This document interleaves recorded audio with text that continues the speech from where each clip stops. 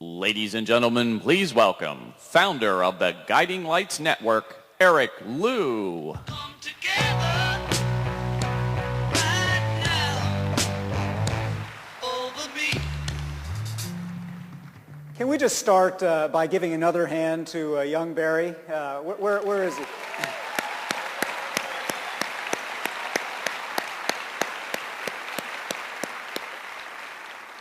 I noticed in hearing Wendy describe Barry's remarkable work that among the places he has served is a place called Pioneer Gardens. And I sense that there's a theme going on here, which I want to speak about a bit. I am just so grateful to be here today.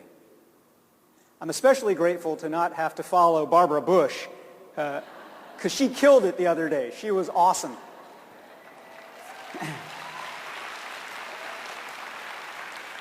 But as I think all of you heard, the former First Lady spoke so movingly about service, so movingly about her family, but particularly what caught my ear was when she spoke about the simple work of planting peonies in Kennebunkport and the patience that's required when you plant those flowers and know that in that first year they may not bloom, but have a certain measure of faith that the work of seeding and planting them will indeed pay off. I want to pick up where Barbara Bush left off. When we think about civic life in America, when we think about life in general, we often speak a language of machines. We think about our economy as a big cogs and gears machines that's either stalling or picking up steam and needs to get kicked in gear. We think about our communities in terms of the way things fit together or don't fit together, like in a machine. We think about our relationship to government oftentimes as the relationship of a frustrated consumer kicking a vending machine.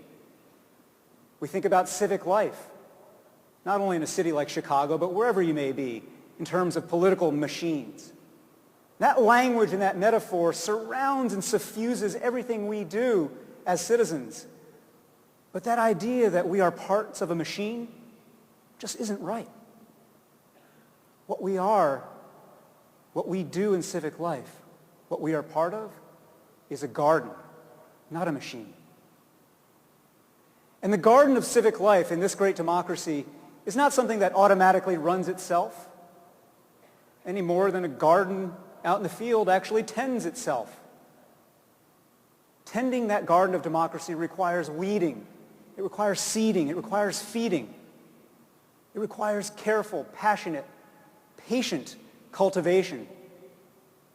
And that spirit of gardening, of tending to our communities and our civic life, is something that everybody in this room does, but perhaps not all of us name. In the work that I've had the great blessing to be able to do, teaching and organizing and speaking and writing about how to cultivate great citizens, I've learned three simple things, three simple principles of great civic gardening, and I just wanted to share them with you this morning. The first one is this: true self-interest is mutual interest. Now just sit with that for a moment. I think in American life, as Wendy Spencer was saying, we sometimes tip a little too much toward rampant raw individualism, every man or woman for himself. And we believe in this idea that the way to be American is just to look out for yourself.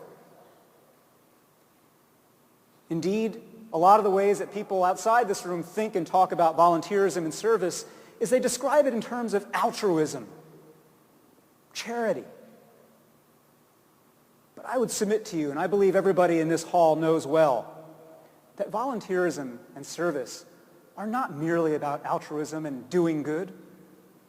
That anybody who tutors a young child, anybody who works with a veteran who's returned home, anybody who cares for an elderly grandmother who needs help getting across town, anybody who helps an immigrant or a refugee navigate this new land knows that when we do this work of service, we bless and we benefit ourselves as much as anybody else.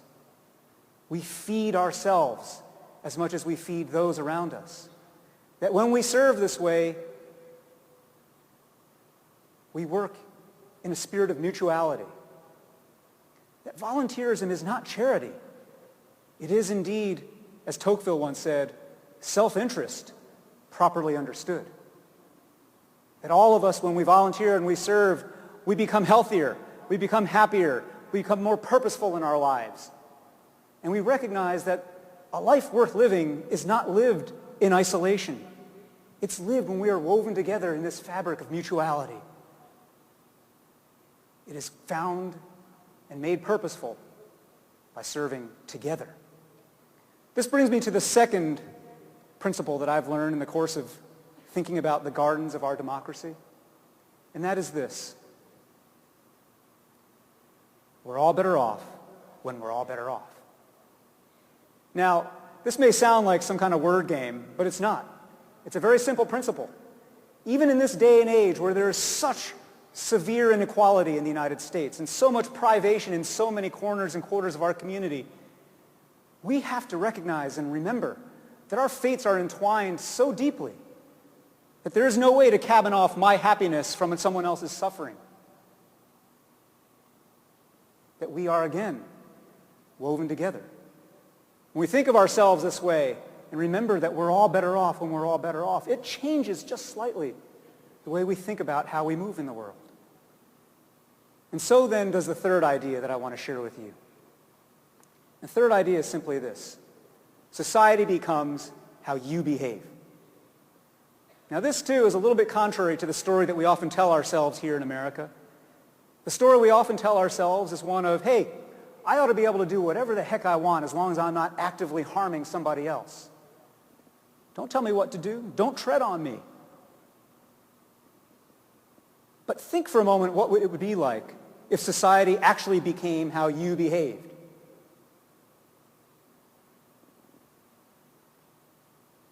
Think for a moment about the power that's in your hands. There's a billboard I saw not too long ago by a very congested highway, and it said this remarkable thing. It said, "You're not stuck in traffic, you are traffic." Which I think says it pretty much as succinctly as you can. We're not stuck in broken politics or dilapidated neighborhoods or mistrustful communities. We are these things by our actions and by our omissions. Our behaviors are contagious. Or to put it in more positive terms, when we choose to be courteous, say in traffic, when we choose to be civil in our debates, when we choose to be compassionate in our citizenship, society becomes that much more courteous and civil and compassionate.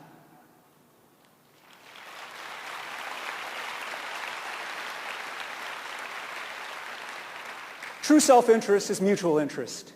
We're all better off when we're all better off. And society becomes how you behave. These are the simple principles of what it means to garden our communities and our country.